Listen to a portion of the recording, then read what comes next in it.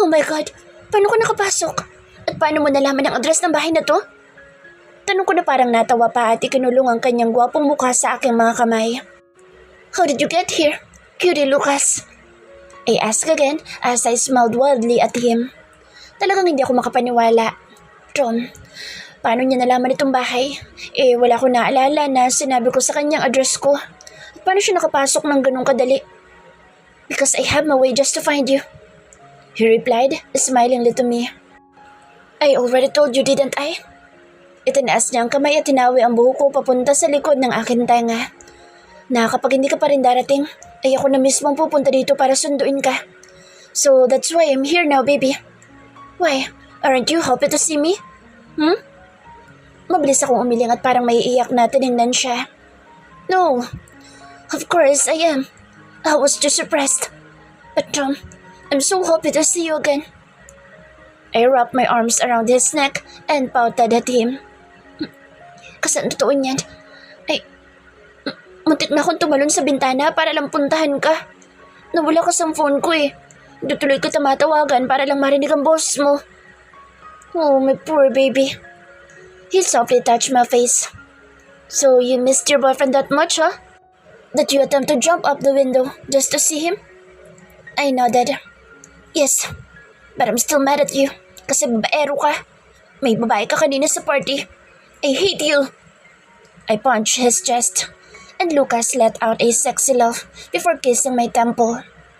Kung ganun, ganito na lang siguro para maalis na ang galit mo, baby. Sumama ka sa akin ngayong gabi. Pupunta tayo sa parents ko. I will introduce you to them as my beloved girlfriend. Natigilan naman ako at napatitig sa kanyang mga mata. Mukhang hindi siya nagbibiro. Okay then, let's go. Umalis ka na sa ibabaw ko para makabangon na ako. But he didn't let me. Bagkus ay hinuli ang mga pulsuhan ko at dinala sa aking uluhan. No, baby. Not that easy, sweetheart. His smirk. Bagya pang nilibot ang tingin sa paligid bago ibinalik ulit sa akin. This bedroom looks virgin. Mas mabuti sigurong binyagan muna natin bago tayo umalis. Let's make out first, baby. No.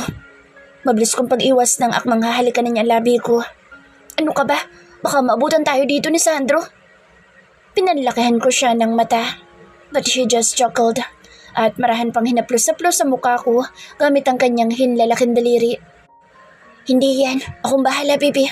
Just trust your boyfriend, okay? Promise, saglit lang to. Bibilisan ko for you. And before I could talk, mabilis na niyang sinakop ang nakaawang ko labi at mapusok na akong hinalikan. Hindi na ako pumalagpa at tinugo na lang ang kanyang halik. Lucas' kissing was demanding, masterful, intoxicating, and sexy as hell. And as the kiss deepened, his tongue brushed against mine. My legs automatically wrapped around his hips, pulling him closer to me. Pinakawalan na niya ang mga kamay ko kaya agad ko itong iniyakap sa kanyang leeg. Ang aming mga mata ay pareho nang nakapikit habang pinagsasaluhan ng mainit na halik ng isa't isa. Lucas. I inhaled, but all I smelled was him. His fresh and intoxicating breath that made me feel high. Pero nang maramdaman kong paghawak ng kanyang kamay sa suot kong dress, ay agad akong napahinto. At bago niya pa ito mahaklit pababa ay mabilis ko na siyang itinulak sa dibdib. Pareho naman kaming napabitaw sa labi ng isa't isa. No, this dress is a limited edition. Hindi mo pwedeng punitin. I said loudly and looked at him. Lucas' lips parted for a moment pero hindi nagtagal ay sumilay na ang ngiti sa kanyang labi na parabang pinipigilan na ang matawa. Tom, baby, nakakagulat ka naman. Pwede naman kitang bilhan ng bago. Yung limited edition din. At isa pa, siya ba nagsabi sa'yo na pupunitin ko yung dress mo? I sighed and pouted. Piling ko kasi pupunitin mo kaya inunahan na kita bago mo pa magawa. Limited edition ito at regalo sa akin ng friend ko. 4 lang may ganitong dress sa buong mundo, no? So, imposibleng makahanap ka pa ng tulad nito. Maybe, makakahanap ka nga pero peke na. At isa pa, ngayon ko lang ito sinuot. Sayang naman kung pupunitin mo agad dahil lang sasabit ka. Lucas chuckled. Okay then. Hinawakan ang strap ng suot kong dress. Just let me take this off. No. I pushed him. Pero hindi malang natinag kaya naman mula akong yumapos sa kanyang leeg. Bangunin mo ako at ako na mismo maghuhubad sa sarili ko. At pati na rin sa'yo kung gusto mo. Oh, his lips widened. I like your idea, baby. At inilalayan na nga niya kung bumangon mula sa pagkakahiga. Pero mas maganda siguro kung paunahan na lang tayong magubad. Kung sinong mananalo ay may premyo. It's up to you kung anong gusto mong gawin ko sa'yo. No, sabili ang pilyong ngiti sa labi ko. Pero bago pa ako makasagot ay mabilis na siyang nagubad sa harap ko at basta na lang inihagis ang kanyang tuxedo sa loob ng kwarto. Napailing na lang ako, tinubad na rin ang suot kong dress. Matapos niya akong paligayahin ay muli niya ako ibinalik sa kama. And we did it. Pareho kaming pawisan nang matapos magbakbakan sa kama. Pero talagang hindi pa siya nakontento dahil muli na naman akong hinalikan at binuhat palabas ng kwarto. Sandali, Lucas. Iniiwas ko ang mukha ko. Napatigil naman siya sa paghalik at tiningnan ako. Why, I'm still not satisfied, baby. Come on, one round pa. No. Mabilis kong pagharang sa kanya mukha gamit ang kamay ko. Kailangan na nating umalis at makaparating na si Sandro. Maabutan pa tayo rito. But he just chuckled. Don't worry about him. Sa iba na bahala sa kanya. Malalaman natin kapag pabalik na yun dito kaya wala kang dapat na ikabahala. What do you mean? Paano nasali si Ivan? Kumunot ang noo ko. You don't understand what he said. Because he left to meet Ivan. Lucas smiled and caressed my cheek. He called me using your phone and asked me kung sino ako. I told that I'm your best friend. And he wanted to meet me. I think to confirm. But I'm not interested in meeting him without your permission. So here I am. Sa Ivan na lang pinapunta ko para magpanggap. Umawang naman ang labi ko. Oh, tangi kong nasambit. I was surprised. So tama nga ang hinala ko na itinago ni Sandro ang phone ko. Pero hindi ko inaasahan na gusto nitong makipagkita kay Lucas. For what reason? Nagdududa na kaya siya? Let's continue, baby. Lucas, kiss my lips again. Napasandal na lang ako sa pader at muling tinugon ang kanyang halik. Hanggang sa kinuha niya ang mga kamay ko at idiniin sa pader, sa taas ng aking uluhan. Kumunot naman ang noo ko sa pagtataka ng maramdaman na parang may kung ano siyang iniabot sa taas at medyo hindi na nakafocus ng paghalik sa akin dahil nabibitawan na ang labi ko. Don't look up. Baka mapuwing ka. Ano ba kasing nasa kamay mo? Hindi ko na naituloy ang tanong ko nang muli niyang hinuli ang labi ko. Nang muling makaraos ay hinila na niya ako papasok muli ng kwarto. Pero saktong pagpasok namin ay rinig ko na parang may nahulog sa labas. What's that? I asked curiously, but he just shrugged. Dinala na naman ako sa loob ng bathroom ng loko.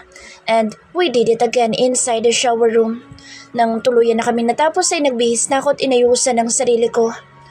Lucas, okay na ba itong suot ko?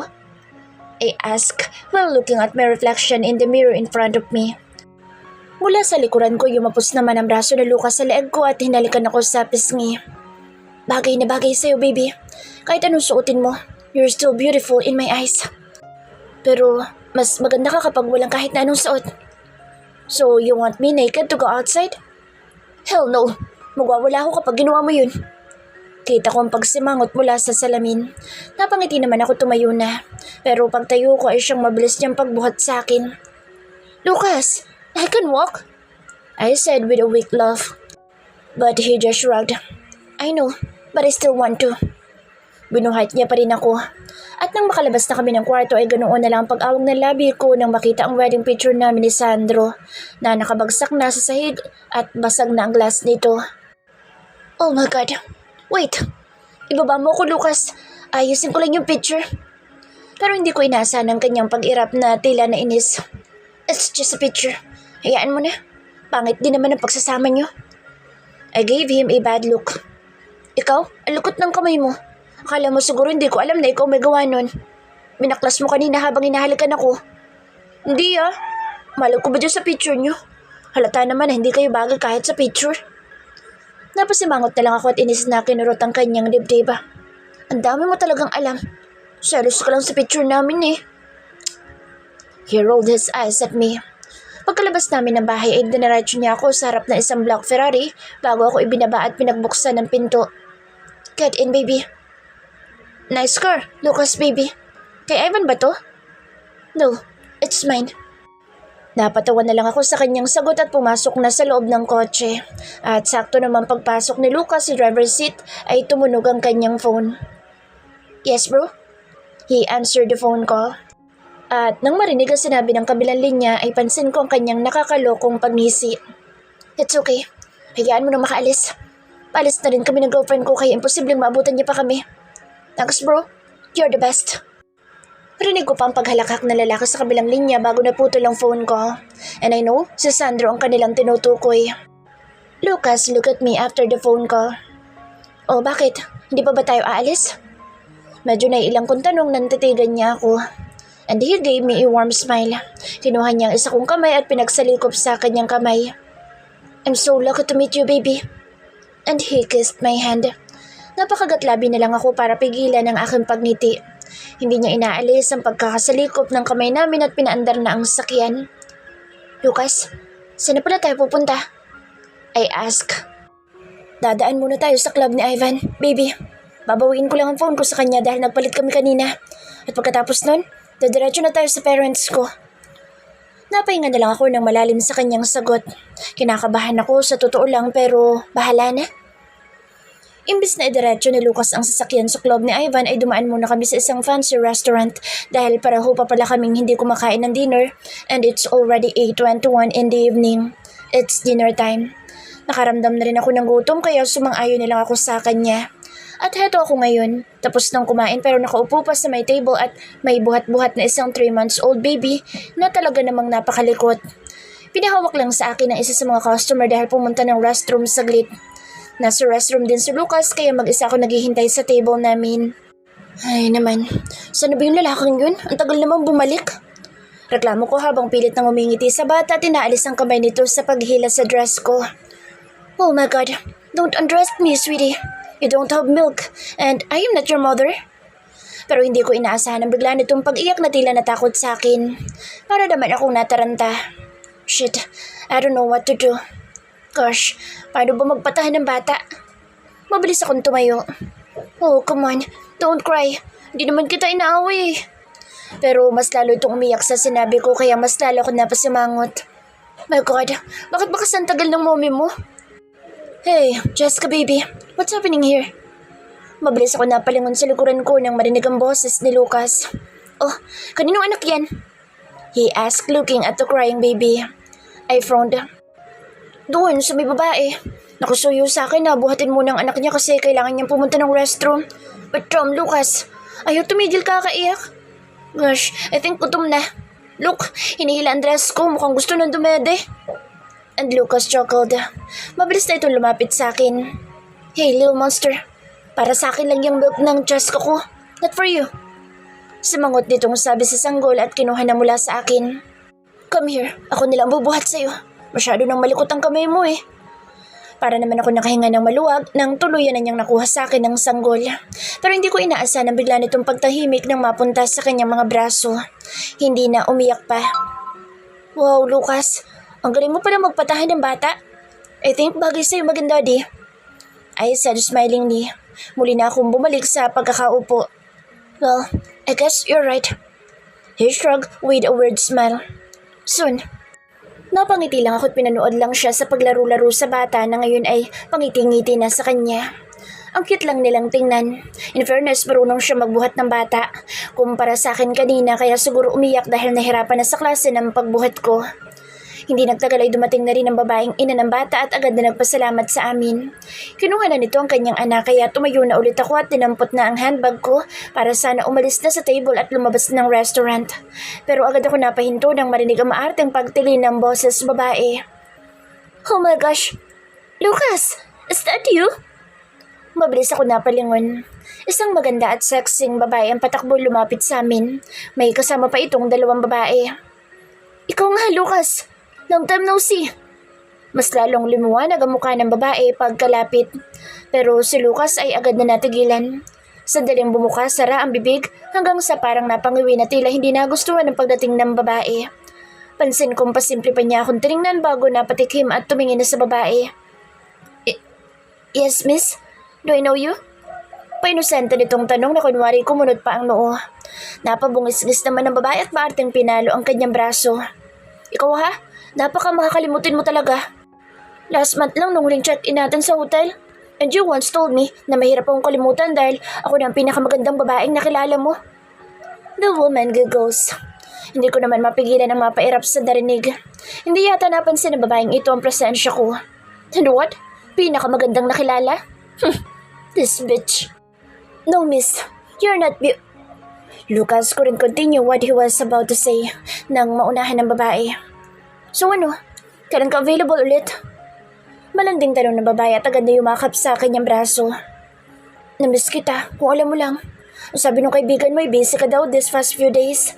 Siguro hindi ka na tumatawag sa akin. But I understand. Buti na lang pala at pumunta ako rito at nakita kita. Ang swerte ko. Pansin ko ang kanyang paglunok na magtagpo ang tingin namin. And I glared at him. Nang mapansin naman ng babae ay agad itong sunundan ang kanyang tingin hanggang sa huminto sa akin. Pati dalawang kasama nito ay napatingin na rin sa akin at pansin ko ang pag-arko ng kilay nilang tatlo. Pinasadahan pa ako ng tingin ng babaeng nakayapos kay Lucas. Pero sa huli ay napatikim na lang nang makita ang outfit ko. And of course, pinasadahan ko rin siya ng tingin. My outfit is better than hers. Who is she, Lucas? The woman asked. Nakataas pa rin ang kilay nito sa akin. Mabilis namang binaklas ni Lucas ang nakapulupot nitong kamay bago humakbang palapit sa akin at inakbayan ako. She's my Jessica Sevilla, right? Automatikong napabaling ang tingin ko sa isang babaeng may bonks. You know me? I asked. Tumaas din ang isang kilay ko. Yes, of course. How was during your birthday? I'm Patrick's cousin. Na-speechless ako sa narinig. Same with Lucas na unti-unti nang inalis ang pagkakaakbay sa akin nang marinig ang sinabi ng babae. Patrick is one of my male friends. And shit, bigla naman akong kinabahan. So, you two are? I bit my bottom lip. Oh God, I don't know what to say. Biglang umurong ang dila ko. Sevilla? Taas kilay na tanong ng babaeng yumapos kay Lucas sa kasama. Yes, she's the hero of Sevilla's Holdings. Nag-iisa nga po ng chairman. Napaisbid ang babae sa sagot ng kasama at napahalukip-kip. So, magkaano kayong dalawa? Bago pa ako makasagot ay naunahan na ako ni Lucas. I'm her husband's best friend. Actually, kanina pa naghihintay ang asawa niya sa kotse. Kaya kailangan na namin umalis. Hinawakan na nito ang pulsuhan ko, tinila na akong palabas ng restaurant. Okay, see you na lang Lucas. Call me, okay? Pahabol pa ng babae. At hindi ko naman inaasahan ang kanyang malanding pagsagot. Yeah, sure. Kaya naman tuluyan ang nasira ang mood ko at nabad trip na.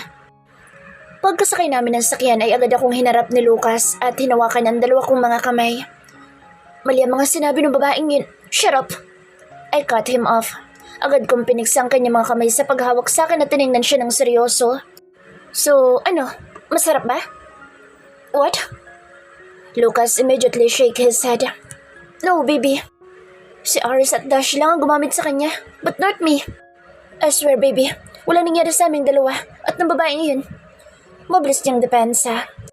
Napaismid naman ako. Talaga nagpapalusot pa kakasabi lang ng babae kanina na nung last month lang ang huli nilang check-in sa hotel. And I know what it means. They have sex. Oh, come on. Stop lying. I sigh. Naiinis ako. I'm not lying, baby. I swear. Oo. Aaminin ko na. Yes, we kissed. Pero gandoon lang. And I don't like her lips. Ang pangit niya kayang kahalikan. Mas gusto kong ikaw pa rin.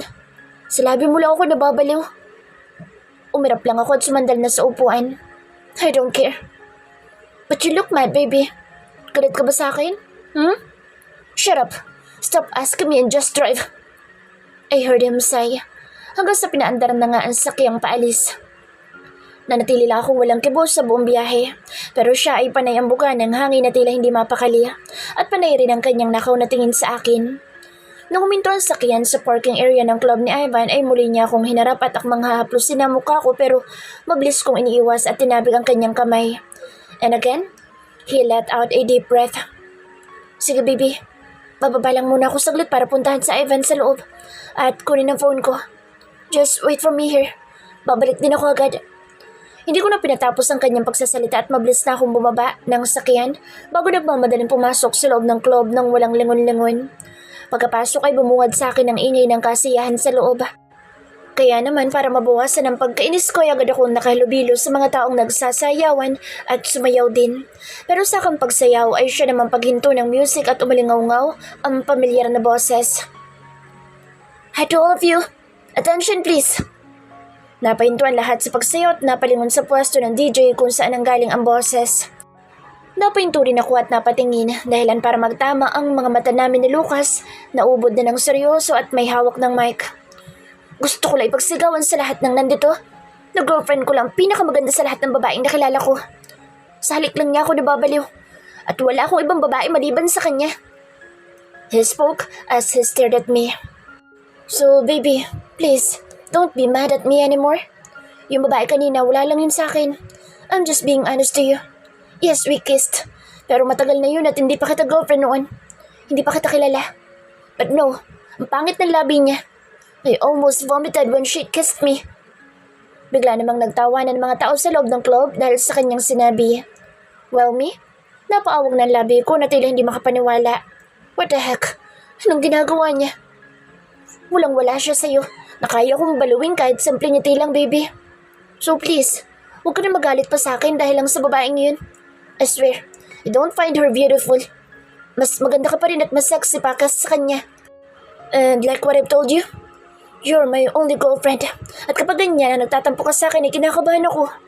Hindi ko mapigilan ang kabahan. So here I am. Nagsusorry sa'yo sa harap ng maraming tao kasi ayaw mong makinig sa akin ng tayong dalawa lang. Please baby, bati na tayo. Don't be mad at me anymore, okay? Tom, ano bang pinagsasasabi ng lalaking ito? Gusto ko mahiya sa totoo lang dahil napunta sa akin ang atensyon ng lahat. Kasi nga sa akin siya nakatingin. Pero at the same time ay gusto ko mapangiti sa kanyang public apology kahit na wala naman siyang kasalanang nagawa. May naghiyawan na nang umalis na si Lucas sa pwesto ng DJ at naglakad na palapit sa akin. And I swallowed as my heart raced. Lucas caressed my face as he stopped in front of me. Sorry na, okay? Gusto mo pa bang lumuhod ako? Just tell me, and I will do it right away. Hindi ko na napigilan ang mapangiti at mahina siyang hinampas sa dibdib. Ay, ang OA mo talaga. Bakit ka naman luluhod sa harap ko wala ka namang kasalanan, no? I pouted and dropped my arms around his neck. Napangiti naman siya sa ginawa ko at nawala na ang pangambas sa mukha. Iniyapos na mga braso sa bewang ko. I nodded at him. Fine. Okay na, bati na tayo. You can kiss me now, my cutie. I winked. His lips widened. Wala nang sinayang pang oras at agad na kinabig ang batok at sinila ko ng halik. And I kissed him back. Naghihiyawan naman ang lahat ng tao sa loob ng club dahil sa halikan naming dalawa. At nang pakawalan na namin ang labi ng isa't isa, ay pareho na kaming nakangiti. Let's go home. He held my hand and smiled at me again. My parents are waiting for us. Let's go home then. I smiled back. Pero pagharap namin, para sana lumabas na ng club ay siya naman paghinto din namin agad nang humarang isang naka-leather jacket na lalaki na sa lubong ang mga kilay at ubod ng seryoso ang mukha. At kailan pa nagsimula yung relasyon niyo, Jessica? Para akong namutla at napasingha pa sa gulat. My lips parted in surprise. Alvin. Pero hindi ko inaasahan ang pagsulpot pa ng dalawa nitong kasama na sina Patrick at Vince. What's the meaning of this, Jessica? Shit, I'm dead. I'll give you 2 minutes to explain yourself, Jessica. Napakagatlabi ako sa puno ng diin na boses ng kaibigan ko sa Alvin. Alvin, napapisil ako sa sarili kong kamay sa kaba. Nasa kotse na ako ngayon kasama ng 3 kong kaibigan lalaki, si Alvin, Patrick at Vince. Nasa front seat kami ni Alvin at nasa back seat naman si Patrick at Vince. Muntik pang magkagulo kanina sa loob ng club dahil ayaw akong bitawan ni Lucas.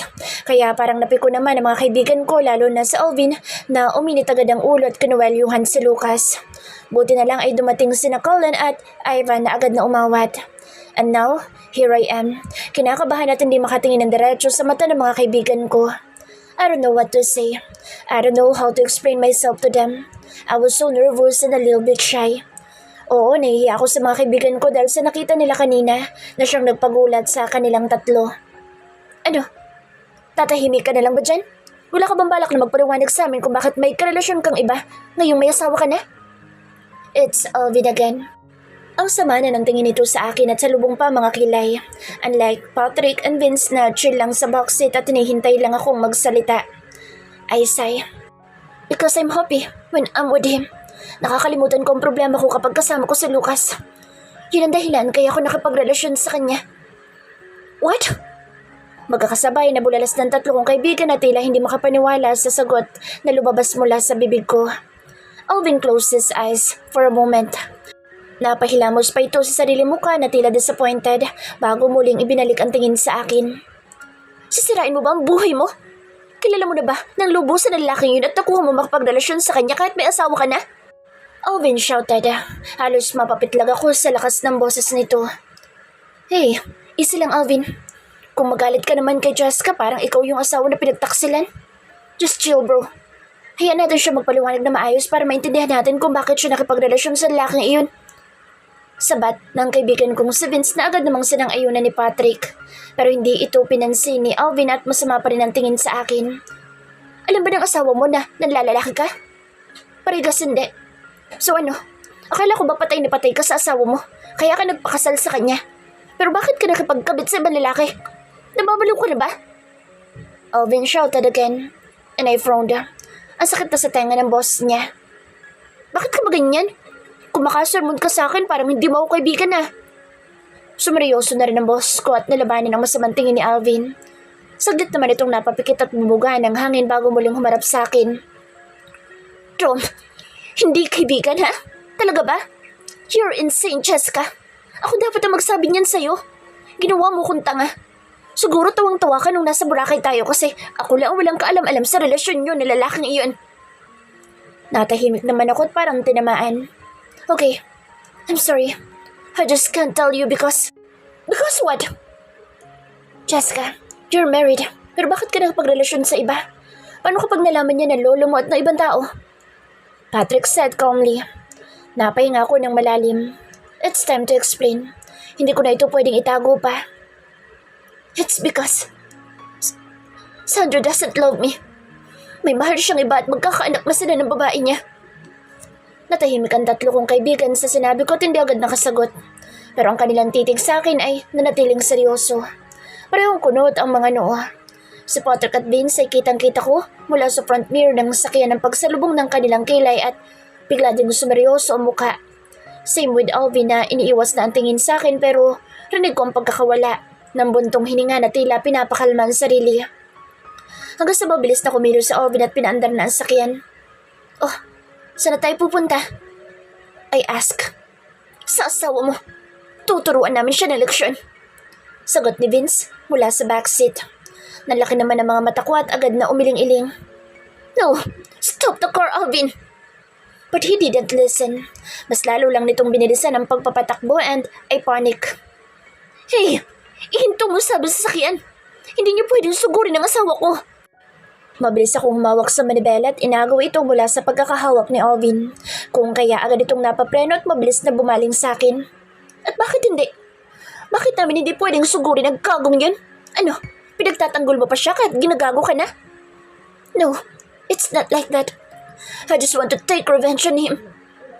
Nagsalubong ang mga kilay ni Alvin sa sinabi ko at napaawang naman ang bibig ng dalawang lalaki sa box seat. Gumaganti? Are you dumb serious, Jessica? Sa ginagawa mong iyan, walang ibang masisira kundi ikaw. Sinisira mo lang ang buhay mo. Hindi mo ba iniisip ang kahahantungan ng ginagawa mo, ha?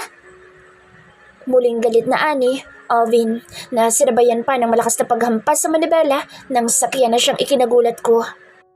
Jessica, baby, kung niloloko ka na pala ng gagong iyon, dapat hiniwalayan mo na lang sana para kahit makipagrelasyon ka sa iba, walang problema. Si Vince, nakalmado ang boses. Napayo ko naman ako at muling napapisil sa sarili kong kamay na medyo nanginginig na ng konti. Please, magpanggap na lang kayong walang alam. I can handle this. Promise, aayusin ko to sa lalong madaling panahon. Hindi lang ako pwede makapaghiwalay agad sa kanya dahil hindi naman yun ganoon kadali. Iniisip ko pa rin sa lolo. Natahimik ang tatlo kong kaibigan, pero ramdam ko na sa akin pa rin ang kanilang tingin. Hanggang sa rinig ko na ang halos magkakasabay nilang pagbuntong hininga. Makalipas ang ilang sandaling pagtahimik. Does it hurt? Masakit bang pagtaksilan? Patrick asked, pero agad naman itong sinaway ni Vince. Tinatanong pa ba yan? Siyempre masakit, gago. Soon, mararanasan mo rin yan sa magiging asawa mo. Hindi mangyayari yan, gago. Mula sa pagkakayo ko ay pasimple naman akong tumingin kay Alvin. Pero nakatingin pa rin pala ito sa akin ng seryoso kaya't muli ako napayuko at napapisil sa sarili kong kamay. Jessica, mga kaibigan mo kami. Dapat sinabi mo agad sa amin ang problema mo. At nang sa ganoon ay naturuan namin agad na leksyon ng lalaking yun na mas maaga. I swear, makakatikim yun ang kamao ko oras na makaharap ko. It was Vince again. Kalmado pa rin ang boses at may konting lambing. Napakagat naman ako sa ibaba kong labi para pigilan ang paglabas ng emosyon ko dahil parang ramdam ko nang umiinit ang sulok ng mga mata ko. I'm sorry, but please, ilihim niyo na lang ito. Huwag niyo na ipagsabi sa ibang friends natin. Kina Hailey, please don't tell them. Ayokong malaman nila at makapagtawanan pa ako ng mga yun. Kahit naman magkakaibigan tayo, hindi naman kami chismoso. Sagot ni Patrick. Alvin sigh. Kung alam ko lang na hindi ka pinahalagan ng gago mong asawa, edi sana napigilan kong kasal niyo. Hindi ka sana napunta sa walang kwentang tulad niya. Napatikim ang dalawa sa box seat. Kayo sana nagkatuluyan ni Alvin. Patrick added, at parang natawa pa kasama si Vince. Pero nanlingunin ni Alvin ay agad na napatigil. Do you think I'm joking? Sabi ko nga, seryoso ka. Kung naman, ginugood time lang naman kita, Alvin. Ang init kasi ng ulo mo, kahit pwede namang idaan sa may hinahong usapan. Isang masamang tingin na binigay ni Alvin sa dalawa. You two, get out. Ako na maghahatid kay Jessica sa kanila.